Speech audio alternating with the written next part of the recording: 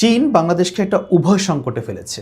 প্রধানমন্ত্রী তারেক রহমান যখন চীন সফর করেছেন, সেখানে যে যৌথ ঘোষণা দেওয়া হয়েছে দুপক্ষের, তার মধ্যে একটা বিষয় আছে যে চীন মিয়ানমারের ভেতর দিয়ে বাংলাদেশ পর্যন্ত করিডোর চায়। অর্থাৎ চীন, মিয়ানমার এবং বাংলাদেশ এই তিনটা দেশ মিলে একটা করিডোরের প্রস্তাব দিয়েছে চীন।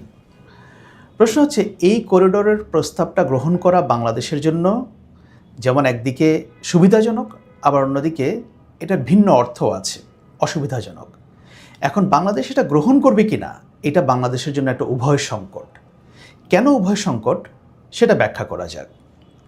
যেমন চীন যেটা চায় যে চট্টগ্রাম বন্দর থেকে চীনের কুনমিং পর্যন্ত মিয়ানমারের ভেতর দিয়ে অর্থাৎ রাখাইন হয়ে একটা করিডোর কুনমিং পর্যন্ত যাবে।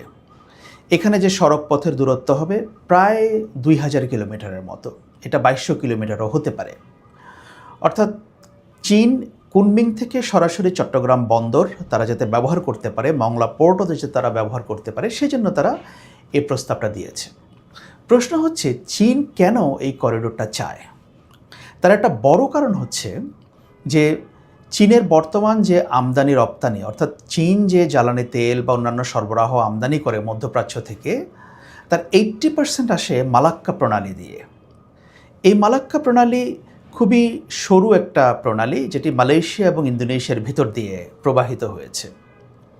এখন এই মালাক্কা প্রণালীকে অনেকে বর্ণনা করেন এটা হরমুজ প্রণালীর মতো হতে পারে। অর্থাৎ যে কোনো যুদ্ধ যদি একবার লাগে এখানে, তাহলে এই মালাক্কা প্রণালীর অবস্থা হরমুজ প্রণালীর মতো হতে পারে এবং এটা বন্ধ হয়ে যেতে পারে।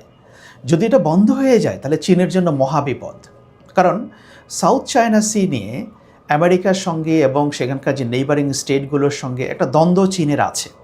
সুতরাং এটা মনে করা অস্বাভাবিক না যে সাউথ চায়না সিতে যখন যদি কোনো সামরিক উপস্থিতি বেশি হয় আমেরিকার বা অন্য কোনোভাবে, তখন চীনের আমদানি রপ্তানি ব্যাপকভাবে ক্ষতিগ্রস্ত হবে। এই কারণে চীন চাচ্ছে ডেসপারেটলি বঙ্গোপসাগর পর্যন্ত তাদের একটা কানেক্টিং রুট থাকুক। সেজন্য বাংলাদেশ হচ্ছে তাদের জন্য বেস্ট অপশন। এবং এটা যদি চীন করতে পারে, তাহলে মালাক্কা প্রণালীর উপর চীনের যে একটা নির্ভরশীলতা আছে সেটা অনেকাংশে কমে আসবে।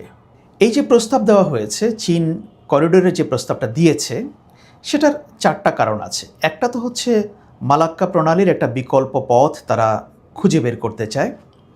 দ্বিতীয় কারণটি হচ্ছে বঙ্গোপসাগরে তাদের প্রবেশ সুবিধা, সেটিও বলা হলো। আরেকটি হচ্ছে অর্থনৈতিক সম্প্রসারণ। যেমন বাংলাদেশ সরকার চীনের জন্য আনোয়ারায় একটা এক্সক্লুসিভ ইকোনমিক জোন দিয়েছে।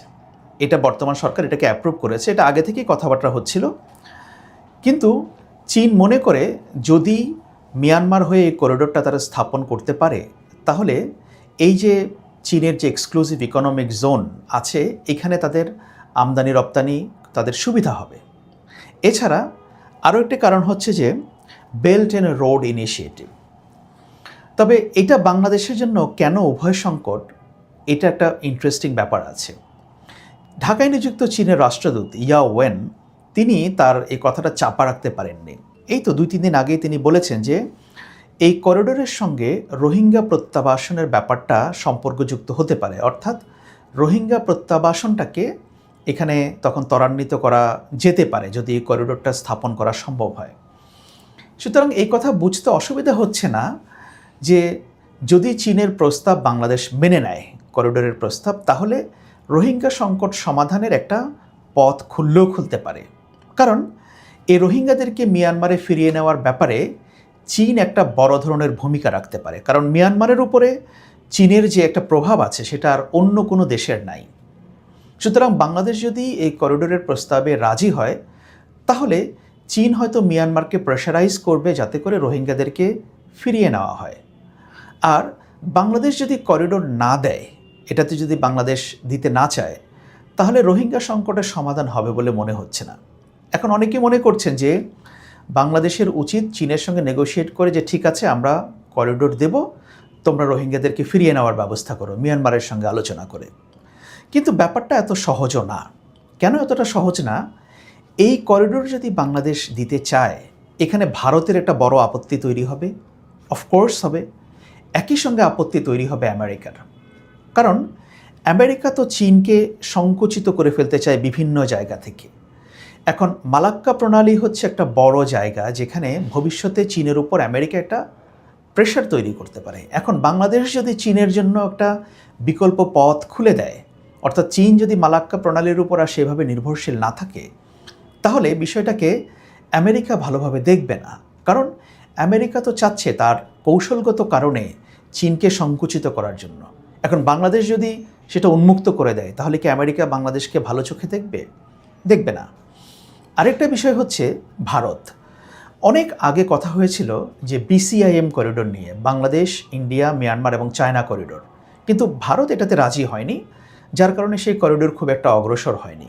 এখন ভারতকে বাদ দিয়ে চীন, মিয়ানমার এবং বাংলাদেশ যদি করিডোর করে, এবং এই করিডোরটা হবে রাখাইনের ভেতর দিয়ে, সিটওয়ে বন্দর যেটা আছে মায়ানমারের, তার পাশ দিয়ে, এই সিটওয়ে বন্দরে কিন্তু ভারত ইনভেস্টমেন্ট করেছে, সেটা ইন্ডিয়া ব্যবহার করে।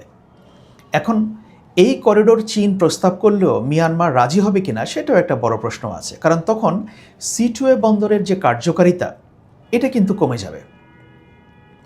চীনের সঙ্গে যদি এই ইকোনমিক করিডোর হয়, চট্টগ্রাম বন্দর থেকে কুনমিং পর্যন্ত, যেটা প্রায় বললাম যে 2000 কিলোমিটার বা 2200 কিলোমিটারের মতো হতে পারে, তখন পণ্য আনা নেওয়া সহজ হবে। বাংলাদেশের জন্য এটা একটা উইন উইন সিচুয়েশন হতে পারে যদি অর্থনৈতিক বিবেচনায় ধরা হয়। কিন্তু ব্যাপারটাকে চিন্তা করতে হবে ভূ রাজনৈতিক দৃষ্টিভঙ্গি থেকে। এখানে আদার্স বিগ পাওয়ার্স যারা আছে তারা বিষয়টাকে কিভাবে নেবে। সুতরাং বাংলাদেশ চাইলেও যে করিডোরে খুব বেশি রাজি হয়ে যেতে পারবে এবং দ্রুত হতে পারবে, ব্যাপারটা এমন না। কিন্তু বাংলাদেশ যদি করিডোরে রাজি না হয়, সেক্ষেত্রে চীন রোহিঙ্গা প্রত্যাবাসন নিয়ে খুব বেশি আগ্রহ দেখাবে না, এবং একই সঙ্গে যে চাইনিজ যে এক্সক্লুসিভ ইকোনমিক জোন বাংলাদেশ দিয়েছে, সেখানেও চীন ইনভেস্টমেন্ট করতে চাইবে না। আর যদি বাংলাদেশ করিডোর দিয়ে দেয় বা এখানে বাংলাদেশ যদি যুক্ত হয়, তাহলে চীন শুধু ওই যে এক্সক্লুসিভ ইকোনমিক জোন আনোয়ারায় এটা না, চীন হয়তো চাইবে যে আরও 3-4টা ইকোনমিক জোন আমাদেরকে ওখানে দেওয়া হোক। তো এতে করে বাংলাদেশের লাভ হবে, এখানে বিনিয়োগ হবে, বাংলাদেশের কর্মসংস্থান হবে, অনেক কিছুই হবে। কিন্তু এই ডিসিশন নেওয়া অত সহজ না। যেটা বলছিলাম যে মালাক্কা প্রণালীর বিকল্প হিসাবে এখন যে বঙ্গোপসাগরে তারা ঢুকতে চাইছে, আরেকটা তারা করেছে, সেটা হচ্ছে পাকিস্তানের সঙ্গে। যেমন পাকিস্তান চায়না ইকোনমিক করিডোর আছে একটা, এটা হচ্ছে চীনের সিনজিয়ান প্রদেশ থেকে একেবারে পাকিস্তানের গোয়াদার পোর্ট পর্যন্ত। এটার দৈর্ঘ্য প্রায় 3000 কিলোমিটার। চীন ওইটাও ব্যবহার করছে এবং করবে, কিন্তু সেটার চাইতে বাংলাদেশের এই চট্টগ্রাম থেকে কুনমিং পর্যন্ত এটা আরও কম রাস্তা, 1000 কিলোমিটার কম রাস্তা। সুতরাং পাকিস্তানের সঙ্গে তাদের ইকোনমিক করিডোর করা, সেটার ব্যাপারে কিন্তু ভারতের আপত্তি ছিল, কারণ ওই ইকোনমিক করিডোরের একটা অংশ পাকিস্তান নিয়ন্ত্রিত কাশ্মীরের ভেতর দিয়ে চীনে প্রবেশ করেছে। তো ইন্ডিয়া আপত্তি তুললে কী হবে? পাকিস্তান তো ইন্ডিয়ার আপত্তিকে খুব একটা গুরুত্ব দেয় না, আর চীন তো দেয়ই না, কিন্তু আপত্তি আছে। কিন্তু ওই আপত্তিটাতে খুব বেশি লাভ হয় না, কারণ এর মাধ্যমে চীন আরব সাগরে তাদের একটা প্রবেশদ্বার তারা খুঁজে পেয়েছে গোয়াদার পোর্টের মাধ্যমে। যদি চীন, মিয়ানমার এবং বাংলাদেশের এই করিডোর হয়, বাংলাদেশ যদি এতে যুক্ত হয়, তাহলে চীন কুনমিং থেকে তাদের পণ্যগুলো চট্টগ্রাম বন্দরের মাধ্যমে মিডল ইস্ট এবং ইউরোপে বঙ্গোপসাগর থেকে, মানে চট্টগ্রাম বন্দর ব্যবহার করে, মংলা পোর্ট ব্যবহার করে ইজিলি তারা অনেক কম খরচে এক্সপোর্ট করতে পারবে এবং তাদের জিনিস তারা ইম্পোর্টও করতে পারবে। এবং চীন যদি এটা কম খরচে মধ্যপ্রাচ্য বা ইউরোপে এক্সপোর্ট করতে পারে তাদের পণ্য, তাহলে তাদের বাজার আরও বিস্তৃত হবে। সুতরাং চীনের জন্য এটা খুবই গুরুত্বপূর্ণ। এটা কিন্তু এই যে মালাক্কা প্রণালীর উপর নির্ভরশীলতা কমিয়ে এই বঙ্গোপসাগরের ভেতর দিয়ে যাতায়াত করা, এটা চীনের আজকে নতুন কথা না। 2003 সালে চীনের তৎকালীন প্রেসিডেন্ট হু জিনতাও তিনি এই কনসেপ্ট নিয়ে এসেছিলেন, যেটাকে তিনি বর্ণনা করেছিলেন যে চীনের মালাক্কা ডিলামা হিসেবে। অর্থাৎ মালাক্কা প্রণালীর যে অবস্থা, একটা সরু জায়গা এবং এটার ভেতর দিয়ে পণ্য চলাচল করা, ভবিষ্যতে যে কোনো সময় দ্বন্দ্ব তৈরি হতে পারে। এই জন্য তিনি আজ থেকে প্রায় 23 বছর আগে এই ধারণাটা তিনি ফ্লোট করেছিলেন। বাংলাদেশের সঙ্গে তখন থেকেই চীন নানাভাবে, একবার বেল্ট অ্যান্ড রোড ইনিশিয়েটিভ, নানাভাবে কথা বলছে, একবার ইন্ডিয়াকে যুক্ত করতে চাইল, কিন্তু সেটা হলো না।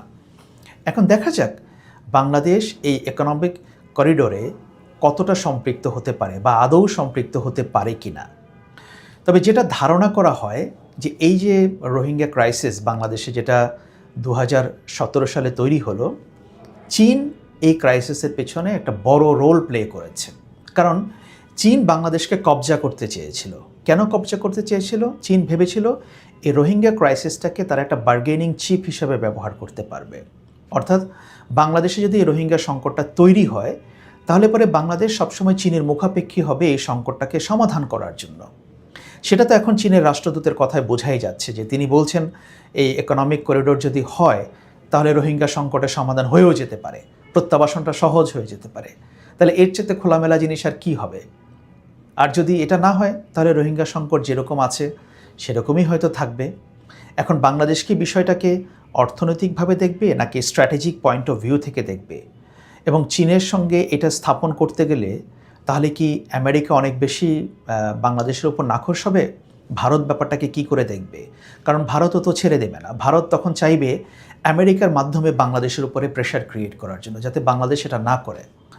বাংলাদেশের পররাষ্ট্রমন্ত্রী খলিলুর রহমান অবশ্য এরই মধ্যে বলেছেন যে বাংলাদেশ চীনের এই প্রস্তাবকে পরীক্ষা নিরীক্ষা করছে। দেখা যাক বাংলাদেশ পরীক্ষা নিরীক্ষা কী করে। তবে বাংলাদেশের জন্য এটা যে একটা সামনের দিনগুলোতে একটা উভয় সংকট হতে যাচ্ছে, এই কথা আর বলার অপেক্ষা রাখে না। কারণ এই করিডোরে না ঢুকলেও বাংলাদেশের লস, আবার ঢুকলেও সেখানে আবার বাংলাদেশের অন্যভাবে জিওপলিটিক্যালি বাংলাদেশ ক্ষতিগ্রস্ত হতে পারে।